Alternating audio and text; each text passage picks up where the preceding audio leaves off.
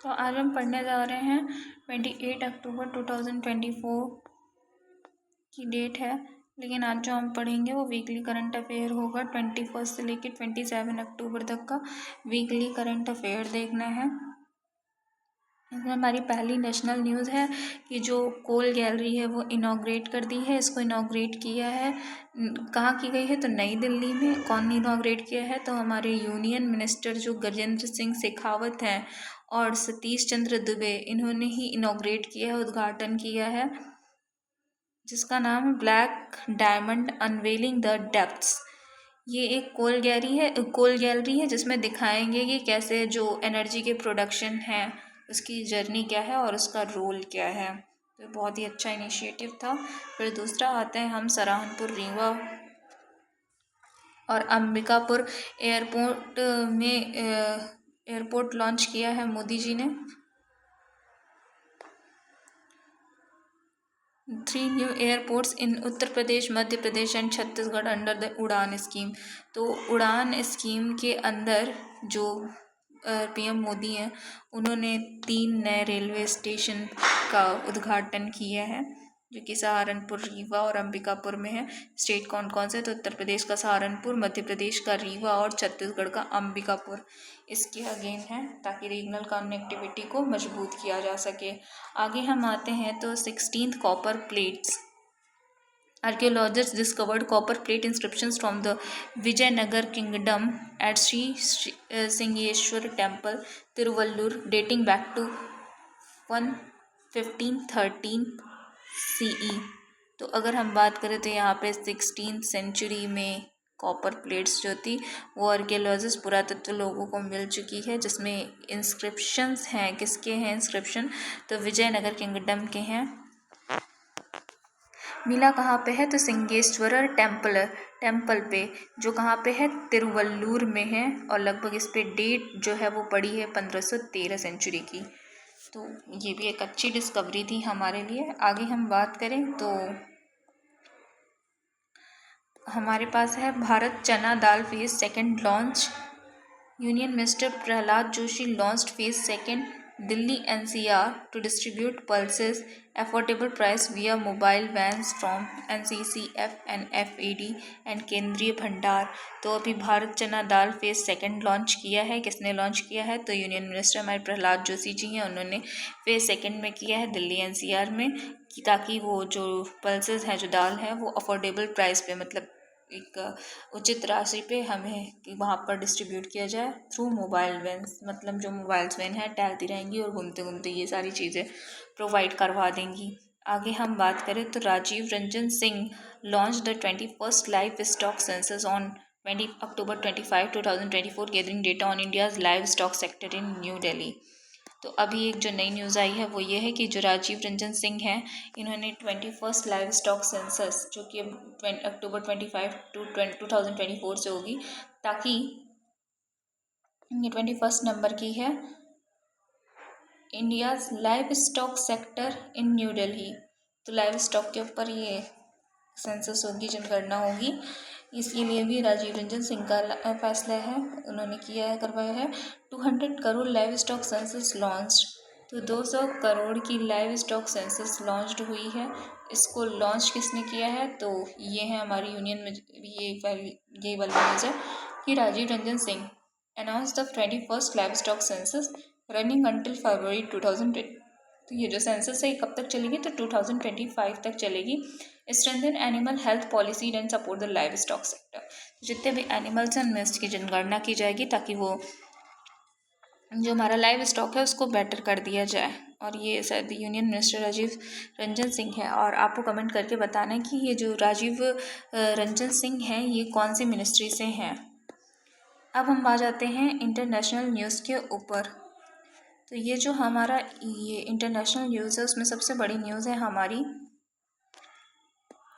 कि Subianto Subianto जो है वो इंडोनेशियन प्रेसिडेंट हैं, और इन्होंने अनाउंस किया है कि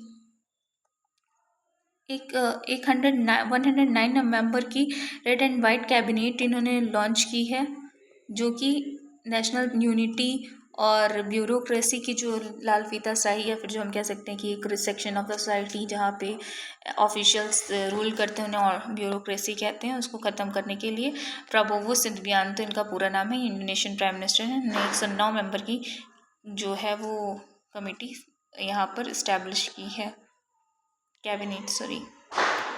फिर आगे बात करते तो India doubles grant for Sri Lanka plantation sector. India raised its education grant for Sri Lankan Tamil origin plantation community to 600 million, targeting in school infrastructure in key provinces.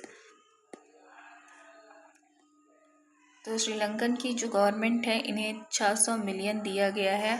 जो इंडिया है उसने पहले 300 का दिया था, अब यहाँ पे इसने 600 मिलियन कर दिया है ताकि ये जो की प्रोविंसेस है श्रीलंका में उसका ये उद्धार कर सके यानी बढ़ा सके। यूरिकेन ऑस्कर तो struck Cuba causing 6 death and triggering protest over power outage amid ongoing economic issues. तो यहाँ पे क्यूबा में बहुत ही ज़्यादा उथल पुथल चल रही है जिसे यूरिकेन ऑस्कर के नाम से जाना जा रहा है और ये लगभग 6 डेथ्स हो चुकी हैं इसकी वजह से यहाँ पे। और पाकिस्तान जुडिशियल रिफॉर्म तो 26th amendment limits the chief justice term to 3 years affecting justice Mansoor Ali Shah succession post retirement of chief justice Qazi Faez Isa. तो यहाँ पे पाकिस्तान में जुडिशियल रिफॉर्म हुआ है जिसमें 26th अमेंडमेंट हुआ है और ये चीफ जस्टिस का जो टर्म है उसको 3 साल के लिए कर देता है, जिसने क्या है कि जो कि अफेक्ट कर रहा है जस्टिस मसूर अली शाह के। अब ये सक्सेशन पोस्ट रिटायरमेंट होगा, इसके बाद होगा चीफ जस्टिस काजी फैज़ ईशा का। आगे बात करें तो इज़राइल ने एडीबी को ज्वाइन किया है।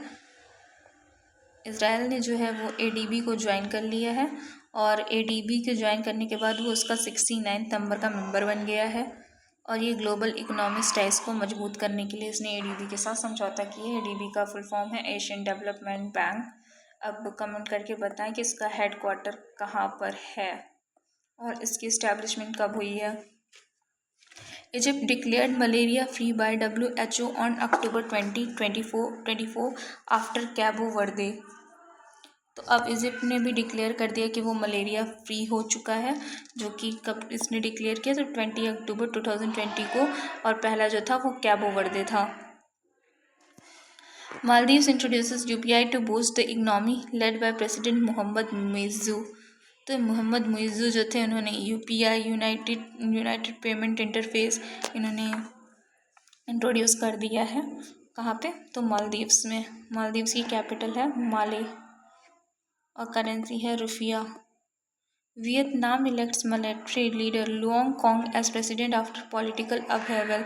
तो अब यहाँ पे वियतनाम ने जो अपना मिलिट्री लीडर है लुओंग कॉन्ग उनको प्रेसिडेंट बना दिया है वहाँ का। NSGC completes training for Maldivian civil servants. The 34th capacity building program for Maldivian civil servants concluded in Delhi, part of a MOU aiming to train 1,000 civil servants between 2024-2029 to enhance Indo-Maldivian ties। तो Indo-Maldivian ties को बढ़ाने के लिए जो NCGG हैं इन्होंने लगभग 34th capacity building programme start किए हैं ताकि मालदीव जो सिविल सर्वेंट्स हैं जो कि इवन दिल्ली वाले भी हैं, तो इन लोगों ने किया है कि लगभग 1000 सिविल सर्वेंट्स को ये ट्रेन करेंगे 2024 से 2019 के बीच में, ताकि इंडो और जो मालदीवियन टाइज हैं वो स्ट्रॉन्ग हो सकें। स्टेट न्यूज़ की बात करते हैं तो Haryana implements Dalit sub quotas. Haryana became the first state to sub classify scheduled caste dividing into different and other groups to address under representation. तो पहली बार ये जो काम किया है अच्छा वाला ही किया है हरियाणा ने। इन्होंने क्या किया है तो इम्प्लीमेंट कर दिया है दलित के सब कोटास को, मतलब दलित में भी सब कोटास होंगे।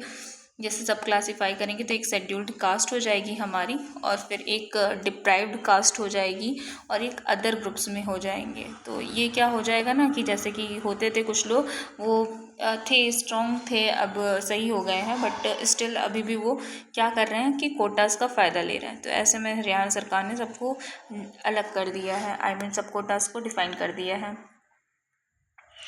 मध्य Pradesh produces pink allowance for women safety. तो ये जो pink allowance for women safety है इसको लॉन्च किया है मध्य प्रदेश सरकार ने। और जो स्टेट है इसने पिंक अलाउंस और TTS government hospital to enhance safety for female staff following concerns about. तो इन्होंने क्या किया है कि पिंक अलार्म्स को रख दिया है और ताकि जो विमेन की सेफ्टी है वो बढ़ाई जा सके। नेक्स्ट हमारा है citizen women security in health care settings. Health care settings के लिए है, देखा जा रहा है कि बहुत केसेस बढ़ रहे हैं, तो इसके लिए मध्य प्रदेश सरकार ने बहुत ही अच्छा इनिशिएटिव लिया है। Citizen sentinel app Kerala MVD launch this app for citizens to report traffic violations in real time. तो एक केरला की जो गवर्नमेंट है उन्होंने सिटीजन सेंटिनल ऐप का लॉन्च किया है ताकि जो सिटीजन्स हैं जो भी ट्रैफिक का उल्लंघन कर रहे हैं उन्हें रोड सेफ्टी के लिए तुरंत ही रियल टाइम में मतलब बताया जा सके कि आप ऐसे नहीं करो। पहले क्या होता था कि पुलिस रोक रही है और तब तक में लोग भाग जाते थे, तो उससे बचने के लिए ये किया है किसने, तो ये किया है केरला सरकार ने। आगे हम बात करें तो Orissa increases casual leave for women employees granting 27 days per year. तो उड़ीसा ने क्या किया है, जो कैजुअल लीव है वीमेन एम्प्लॉय के लिए उसको 27 डेज़ कर दिया। अब ईयर में वो कैजुअल लीव्स जो है वो 27 डेज़ के लिए वो ले सकती हैं हर साल। Shillong top travel destination. अगर शिलोंग की टॉप ट्रैवल डेस्टिनेशन की बात करें तो name the most popular travel destination for Indians in 2025। अगर टॉप ट्रैवल डेस्टिनेशन की बात करें इंडिया में तो वो है हमारी शिलोंग। शिलोंग हमारे इंडिया में भी टॉप ट्रैवल डेस्टिनेशन बना हुआ है। Delhi government special courts establishes court for people with disabilities to ensure equitable justice. तो एक कोर्ट जस्ट इन्होंने बना दी है दिल्ली गवर्नमेंट स्पेशल कोर्ट्स में। यहाँ सब जो स्पेशलिटी लोग हैं, मतलब स्पेशल लोगों का मतलब जिन्हें थोड़ी सी प्रॉब्लम है, अपाइस टाइप के हैं या फिर जो नहीं है एबल हैं, तो उनके लिए स्पेशल कोर्ट्स बना दी गई है ताकि सबको इक्विटेबल जस्टिस मिल पाए जल्दी से जल्दी। बिहार के सीएम है नीतीश कुमार। इन्होंने 7,160 करोड़ के लिए लगाए हैं पंचायत डेवलपमेंट के लिए। इन्होंने 2,615 गवर्नमेंट बिल्डिंग और कुछ न्यू रिसोर्स सेंटर बनाया है। कहाँ पे, सोनेपुर सरन में। तो बिहार के जो सीएम हैं नीतीश कुमार, उन्होंने पंचायत डेवलपमेंट के लिए 7,160 करोड़ का जो बजट है वो लगाया है। ADB sanctions 434 million loan for 500 megawatt solar plant in Assam's in Karbi and Anglong district to support renewable energy growth। ADB ने ना लगा दिया है $434 का लोन लगा दिया है ताकि वो लिया है 500 मेगावाट सोलर प्लांट असम के करबी एंगलोंग डिस्ट्रिक्ट में ताकि रिन्यूएबल एनर्जी की ग्रोथ हो सके। तो ये किसने किया है, जो 500 मेगावाट लगाया है, तो ADB ने सैंक्शन किया है। कहाँ पे, तो असम के करबी एंगलोंग डिस्ट्रिक्ट में। इंटरनेशनल गीता महोत्सव मनाया जा रहा है 2024। ये कहाँ होगा, तो ये कुरुक्षेत्र हरियाणा में होगा, जो चलेगा नवंबर 28 से दिसंबर 15 से। ये इंडियन की हेरिटेज और ग्लोबल कल्चरल यूनिटी को दिखाएगा। विरासत, और आप समझ सकते हैं कि ग्लोबल कल्चरल यूनिटी क्या होती है। सारे ग्लोबल वैश्विक स्तर पर ये हमारी कल्चरल, हमारी परंपरा को दिखाएगा, एकता को। NTPC and Indian army collaborate in Ladakh. तो लद्दाख में NTPC और इंडियन आर्मी ने कोलैबोरेट किया है। A solar hydrogen based micro grid will be set up in Chushul to replace diesel generators. तो ये NTPC है, ये नेशनल थर्मल पावर कॉरपोरेशन जो है, इसने ही ये किया है, यहाँ पर कोलैबोरेट किया है। ये यहाँ पर क्या करेगी कि solar hydrogen based micro grid बनाएगी। कहाँ पर सेटअप होगा ये, तो चुशुल में होगा। और जितने भी यहाँ पे डीजल जनरेटर्स वगैरह हैं वो सब, क्योंकि ये नॉन रिन्यूएबल्स रिसोर्सेज थे, तो अब इन्हें रिन्यूएबल रिसोर्सेज रिप्लेस किया जाएगा। तो सोलर पावर के थ्रू इसको स्टेबल किया जाएगा। और ग्रिड आर्मी लोकेशंस, तो जितनी भी पावर है ग्रिड लोकेशंस में, वो अब NTPC के थ्रू पहुंचाया जाएगा डीजल जनरेटर्स को रिप्लेस करके। आगे बैंकिंग न्यूज़ है। बैंकिंग न्यूज़ उतनी हमारे लिए यूज़फुल है नहीं, बट फिर भी एक नज़र हम देख लेते हैं। बैंकिंग न्यूज़ में जो RDI है, इसने लाइसेंस 25 मिलियन यूज़र्स को ऑफ़र किया है। RBI updates alert list adding 13 unauthorised forex trading platforms. तो अलर्ट लिस्ट दिखाई है कि उसने 13 नए अनऑथराइज फॉरेक्स ट्रेडिंग जो फॉरेक्स एक्सचेंज रहते हैं वो ट्रेडिंग प्लेटफॉर्म्स को उसने दिखाया कि ये भाई अनऑथराइज है और अब अलर्ट होने की ज़रूरत है, क्योंकि इंडिया में ट्रेडिंग से चीज़ें काफ़ी तेज़ चल रही हैं और उससे रिलेटेड फ्रॉड्स भी काफ़ी मात्रा में हैं, देखने को मिल जाते हैं। HDFC Life recognised for DEI, HDFC Life received dual honors from Avatar and Seramount for its commitment to diversity, equity and inclusion. तो इसने ड्यूअल ऑनर्स जीता है अवतार सेरामाउंट से, ठीक है। किसने? तो HDFC लाइफ ने अवतार सेरामाउंट से ये प्राइज जीता हुआ है। और किस लिए जीता हुआ है? तो इसने अपनी कमिटमेंट के लिए डाइवर्सिटी से, इक्विटी से और इंक्लूजन, इन सारी चीज़ों से जो है उसके लिए इसने ये अवार्ड जीता हुआ है। बिजनेस न्यूज़ की बात करें तो रिलायंस इंडस्ट्रीज़ ने निविदिया के साथ पावर अप वो एक पार्टनरशिप कर ली है, जो कि एक AI इंफ्रास्ट्रक्चर है इंडिया का। अब ये leveraging GB200 super computer technology. भाई ये तो एक न्यू मतलब जो बढ़ता हुआ हमारी कंपनी है वो निविदिया है, और इसके साथ रिलायंस ने भी कर लिया है अपना जो भी है पार्टनरशिप वगैरह। अच्छा चलेगा इसका भी। अडानी अंबानी के बाद ये निविदिया ही हमें देखने को मिलेंगे। हिंडाल्को इंडस्ट्रीज़ लिमिटेड, तो इन्होंने ज्वाइन किया है किसको? इंटरनेशनल कॉपर एसोसिएशन को। किसने ज्वाइन किया है?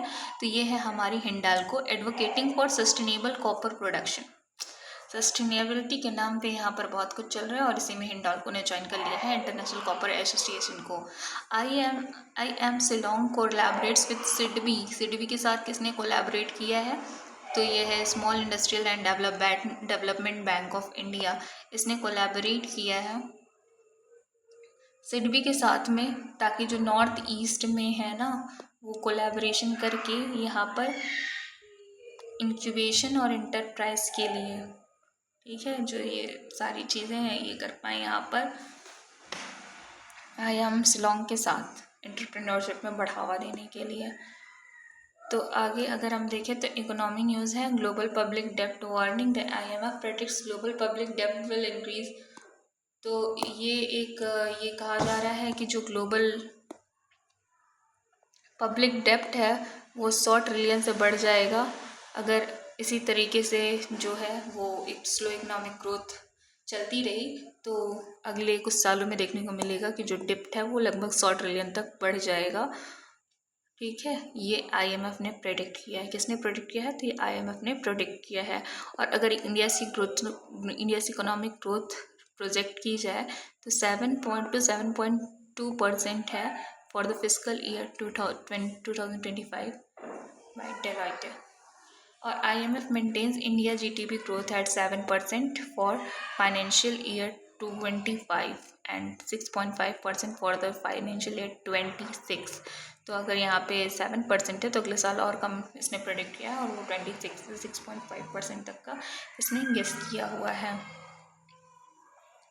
स्कीम की बात करें तो अभी हमने देखा भी कि मध्य प्रदेश शाहजहांपुर मध्य प्रदेश उत्तर प्रदेश में क्या कहते हैं जो उड़ान स्कीम के तहत हमारी लॉन्च किए गए हैं, और वहीं में हमारा उड़ान स्कीम है तो 10 मोर ईयर्स हो गए हैं, इसको बढ़ा दिया गया है। और सिविल एविएशन मिनिस्टर है हमारे राम मोहन नायडू, इन्होंने क्या किया है कि एक्सटेंशन कर दिया उड़ान स्कीम का। और रीजनल कनेक्टिविटी को बढ़ाने के लिए अभी PM मोदी ने देखा कि हमने वो किए भी हैं, क्या कहते हैं, लॉन्च किए हैं ढेर सारे, इनॉग्रेट किए हैं 3 नए एयरपोर्ट्स, और ताकि जॉब अपॉर्चुनिटीज़ बढ़ाने के लिए, और 71 ऑपरेशनल एयरपोर्ट्स जो हैं उनको डेवलप करने के लिए। Welfare schemes for police, UP CM Yogi Adityanath announced a 70% increase in uniform allowance and a 25% in housing allowance for police during the police Smriti Diwas. ये पुलिस स्मृति दिवस मनाया गया और उसी के चलते यहाँ पे यूपी के जो CM हैं योगी आदित्यनाथ, इन्होंने वेलफेयर स्कीम निकाल दी और इन्होंने कहा कि जो आपकी यूनिफॉर्म है उसके लिए आपको 70% पैसे जो मिले जाते थे, अलाउंस दिए जाते थे, भत्ते, वो 70% इंक्रीज़ कर दिए जाएंगे। और जो आपकी हाउसिंग वाली एरिया है, हाउसिंग अलाउंस है, उससे हम 25% तक बढ़ा देंगे।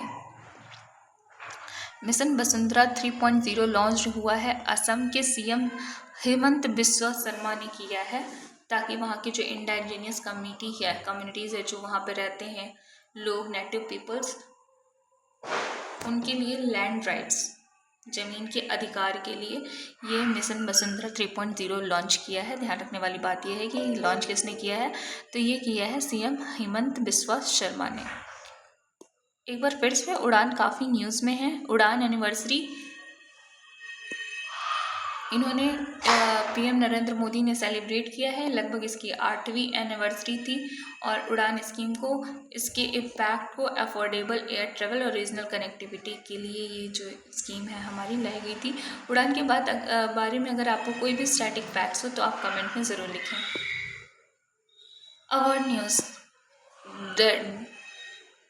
Singh Khurana wins Gandhi leadership award, ये इन्हें मिला है। दर सिंह खुराना को गांधी लीडरशिप अवार्ड मिला है। ये मेंटल हेल्थ अवेयरनेस के एफर्ट्स के लिए मिला है इन्हें, दर सिंह खुराना को गांधी लीडरशिप अवार्ड।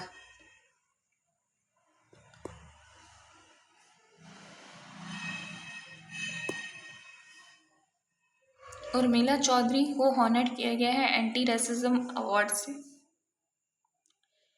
इनका जो भी मतलब रहा, उर्मिला चौधरी का एंटी रेसिज्म अवार्ड से इनको सम्मानित किया गया है।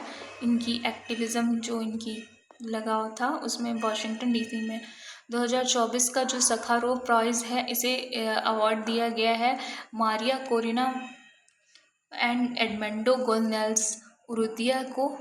ठीक है, इन दोनों का नाम याद रखिएगा, मुझे भी प्रोनाउंस करने में काफ़ी दिक्कत हो रही है। Maria Corina Machado and Edmundo Gonzalez Urrutia, इन लोगों ने सखारोव प्राइज़ को रिसीव किया है। फ्रीडम ऑफ थॉट और उनकी डेमोक्रेसी, मतलब डेमोक्रेसी के लिए इन्होंने काफ़ी मेहनत की है वेनेजुएला में। तो मारिया कोरिना एंड एडमंडो को याद रखिएगा, इन्हें सखारोव प्राइज़ अवार्ड जो है वो मिला है। अपॉइंटमेंट न्यूज़ की बात करें तो विजय किशोर जो है रहातकर, अभी ये चेयरपर्सन इनॉग्रेट हुए हैं। तो कहाँ पे, NCW में। Shrimati Rahatkar was named the 9th chairperson of the National Commission for Women. ठीक है, नेशनल कमीशन फॉर वीमेन के लिए ये चेयरपर्सन अपॉइंट हुई हैं। चेयरपर्सन कौन अपॉइंट हुई हैं, तो विजय किशोर रहातकर। ठीक है, वीमेंस राइट के लिए। Abhyudaya Jindal becomes the president of Indian chamber of commerce. Indian chamber of commerce यानी ICC के अगर जो हम पूछे तो कौन बने हैं प्रेसिडेंट, तो वो है अभ्युदय जिंदल। एक इम्पॉर्टेंट नाम है हमारे लिए। MD of Jindal stainless limited. ये जो अभ्युदय जिंदल है, ये जिंदल स्टेनलेस लिमिटेड के MD भी हैं। Abhyudaya Jindal was appointed president of the ICC। Coal secretary की बात करें तो ये है विक्रम देवदत्त। 1993 में बैच में IAS ऑफिसर अपॉइंट हुए थे और अभी कोल एक सेक्रेटरी हैं। झारखंड DGP की बात करें, Ajay Kumar Singh appointed as a new DGP of Jharkhand. तो अभी अजय कुमार सिंह हैं, वो झारखंड के नए DGP बने हैं और इन्होंने रिप्लेस किया है तो DGP अनुराग गुप्ता को। प्रभाकर राघवान गूगल के चीफ टेक्नोलॉजिस्ट हैं। IITM alumnus appoint to overseas strategic tech roles. तो ये उतनी ज़्यादा इंपॉर्टेंट न्यूज़ नहीं है, आप चाहो तो स्किप भी कर सकते हो। Pranab Chawda as JP Morgan Chase India CEO appointed for 3 years with RBI approval. तो ये जो प्रणब चावड़ा है JP Morgan appointed 3 years with RBI approval. ठीक है, India CEO, Chase India CEO। Doctor Neena Malhotra named ambassador to Sweden. तो नीना मल्होत्रा जो है वो स्वीडन की एम्बेसडर है। Previously served in Italy and UN organization in Rome. पहले इन्होंने इटली और UN ऑर्गेनाइजेशन में रोम में काम भी किया है। अभी जो हमारी ये सबसे बढ़िया वाली न्यूज़ है, मतलब लगभग ये बन सकती है एग्ज़ाम की एकदम बढ़िया वाली न्यूज़ है, किसी एग्ज़ाम में आनी है। तो जस्टिस संजीव खन्ना जो है, खन्ना जी, वो हमारे 51st chief justice of India बन गए हैं और जिनकी ओथ होगी वो 11 नवंबर को होगी। संजीव खन्ना। और अमिताभ चौधरी जी जो हैं वो एक्सिस बैंक के फिर से क्या बन गए हैं, तो MD और CEO बन चुके हैं।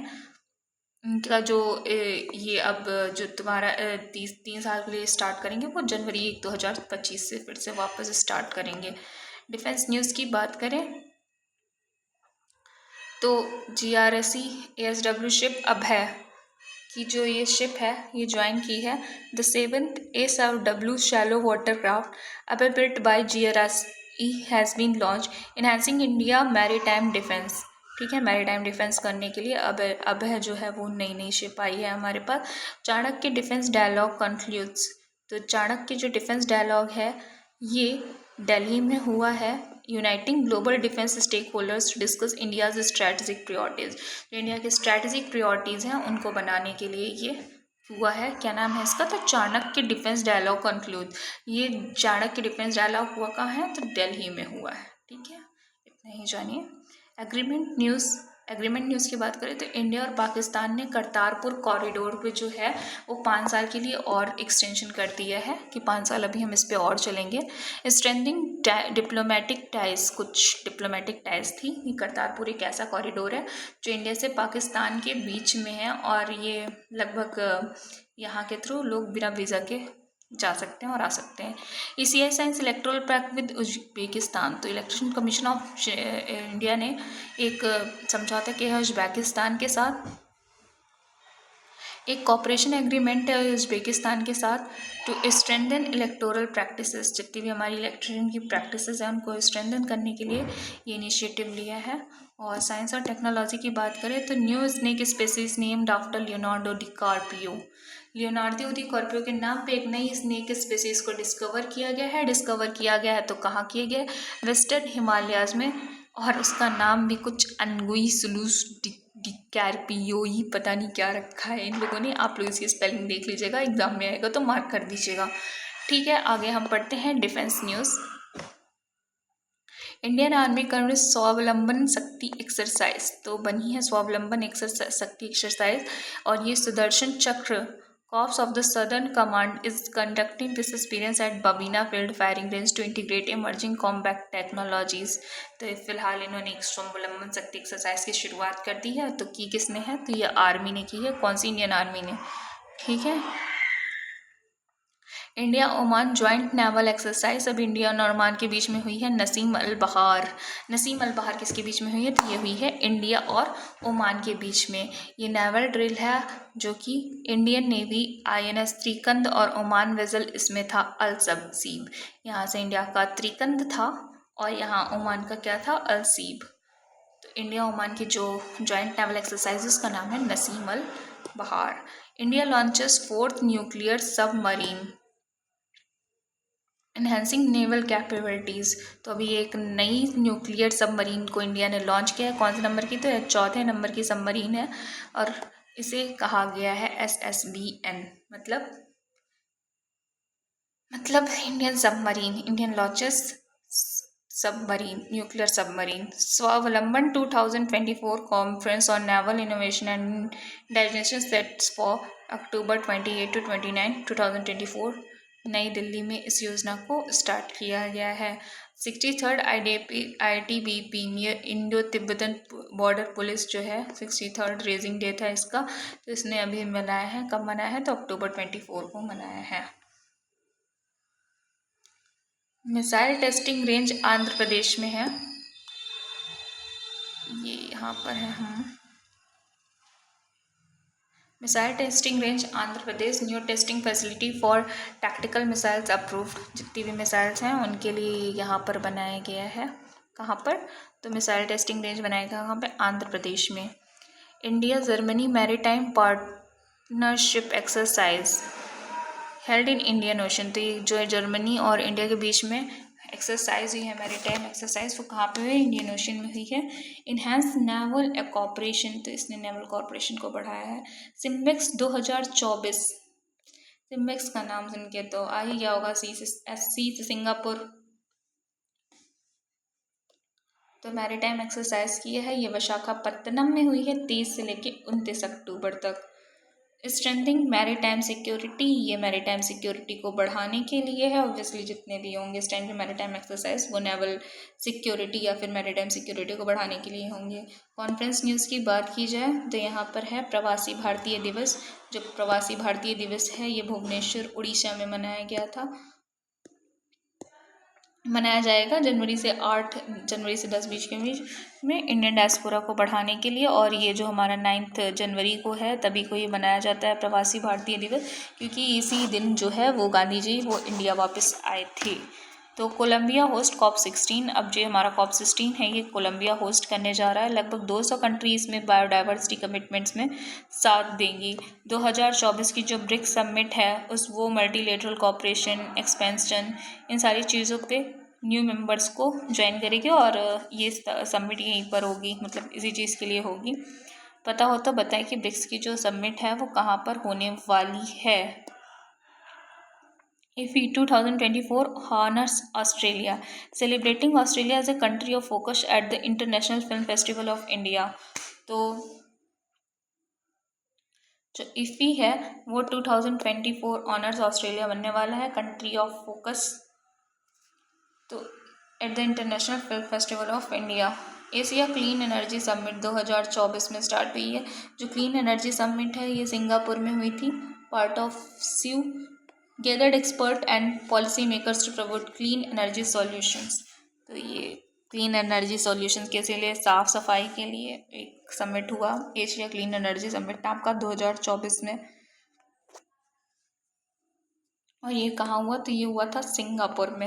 17th moral urban mobility India conference. तो 17th urban mobility India conference ये किया था CM भूपेंद्र पटेल ने। ठीक है, अर्बन मोबिलिटी को बढ़ाने के लिए, मतलब एक इंडिया कॉन्फ्रेंस इन गांधीनगर। तो हुआ कहाँ पे, ये गांधीनगर में हुआ फोकसिंग। ये जो CM है ये गुजरात के CM है, भूपेंद्र पटेल जो हैं ये गुजरात के CM हैं। और इन्होंने अर्बन मोबिलिटी इंडिया कॉन्फ्रेंस को गांधीनगर में लॉन्च किया ट्रांसपोर्ट स्टैंडर्डाइजेशन के लिए, ताकि जो अर्बन शहरों में जो मोबिलिटी है एक जगह से दूसरी जगह जाने वाली केस है वो थोड़ा सा आसान हो सके। वर्ल्ड आयोडीन डिफिशियंसी डे जो बनाया गया, आयोडीन की कमी वाला डे, वो बनाया गया अक्टूबर 21 को। ये अवेयरनेस फैलाता है आयोडीन के इसेंशियल रोल को। ठीक है, आयोडीन की कमी से बहुत सारे रोग होते हैं और आयोडीन हमारी बॉडी के लिए तो बहुत ज़्यादा ज़रूरी है। सो इसी के चलते international world iodine deficiency day बनाया गया। तो कब मनाया गया, तो 21 अक्टूबर को। डिसआर्मामेंट वीक मनाया गया 24 से 30 अक्टूबर तक के बीच में, focusing on raising awareness of डिसआर्मामेंट। डिसआर्मामेंट होता है जो ये हथियार वगैरह हम लोग रख देते हैं, इसी को कहते हैं disarmament. Global media and information literacy week. तो ग्लोबल मीडिया और इंफॉर्मेशन लिटरेसी वीक मनाया गया 24 से 31 अक्टूबर तक के बीच में।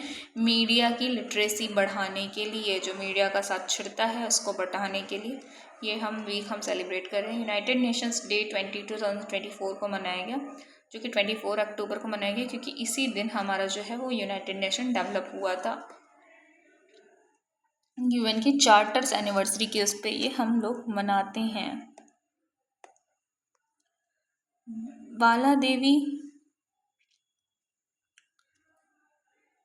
becomes first Indian woman to score 50 national international goals। Indian footballer Bala Devi achieve a milestone with her 50th international goal in SAF women अभी championship हुई थी, जिसमें ये बाला देवी ने क्या किया था कि इन्होंने 50 इंटरनेशनल गोल्स को किया था। ठीक है, तो ये हमारा फुटबॉल चैम्पियनशिप था, विमेन फुटबॉल चैम्पियनशिप। इसको लगभग कितने, बाला देवी जो थी उन्होंने 50 इंटरनेशनल गोल्स वाले। और विमेंस हॉकी चैम्पियनशिप जो railway won the senior women inter departmental national hockey championship defeating Indian oil. तो ये जो विमेंस हॉकी चैम्पियनशिप है इसमें रेलवे ने डिपार्टमेंट को जीत लिया है। किसको हराया है, तो इंडियन ऑयल को हराया है। Vandana Kataria and captain Navneet Kaur Singh in the match.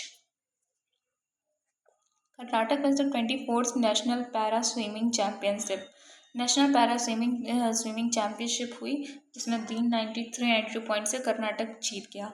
Deepika Kumari जो है उन्होंने सिल्वर जीता है archery world cup final. Archery world cup जो दीपिका कुमारी हैं ये यहाँ से आर्चरी से बिलोंग करती हैं, मतलब इसी की प्लेयर हैं। और इन्होंने फाइनल कप मैक्सिको को जीत लिया है। जिम्बाब्वे जो है उसने T20 में 344 पे 4 किया, और जो T20 वर्ल्ड कप क्वालिफायर है वो गाम्बिया के अगेंस्ट बन गया है। इंडियन फुटबॉल टीम रैंक्स 125 इन फीफा। तो अगर इंडियन फुटबॉल टीम की बात करें तो बहुत ही ज़्यादा नीचे इसकी है पोजीशन, ये है 125th नंबर पे, gaining points after 1-1 draw with Vietnam under the coach Manolo Marquez. इनका एक एक हाथ चला था, लेकिन फिर भी ये पहुंच गए। इनकी जो रैंकिंग है वो खिसक के चली गई थी कहाँ पे, 125th पे। जो मारिया सारापोवा हैं, ब्रांड ब्रदर्स हैं, ये international tennis hall of fame में आ गए हैं। ठीक है, कौन, मारिया शारापोवा और brand brothers. Rani Rampal Indian hockey legend. तो ये रानी रामपाल किसकी खेल से रिलेटेड है, इंडियन हॉकी से। ये 254 मैचों के बाद में फाइनली ये रिटायर्ड हो गई और इन्होंने 120 गोल की थी। तो क्वीन ऑफ इंडियन हॉकी के नाम से इन्हें जाना गया या सम्मानित किया गया, रानी रामपाल को। Ravichandran Ashwini surpasses Nathan Lloyd to became the ICC world test championship wicket taker in with 189 wickets. तो नाथन लॉयड थे, और इसके बाद ये रविचंद्रन अश्विन हैं जिन्होंने 189 विकेट्स जो है लिए हैं, किसमें, तो आईसीसी वर्ल्ड टेस्ट चैंपियनशिप में।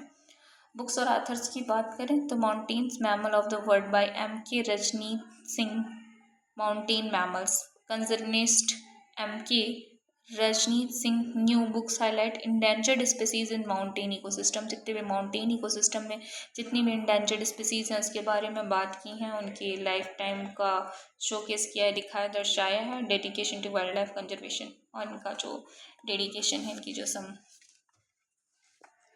एक समर्पण वाली भावना है वाइल्ड लाइफ कंजर्वेशन के थ्रू, इसमें दिखाई गई है।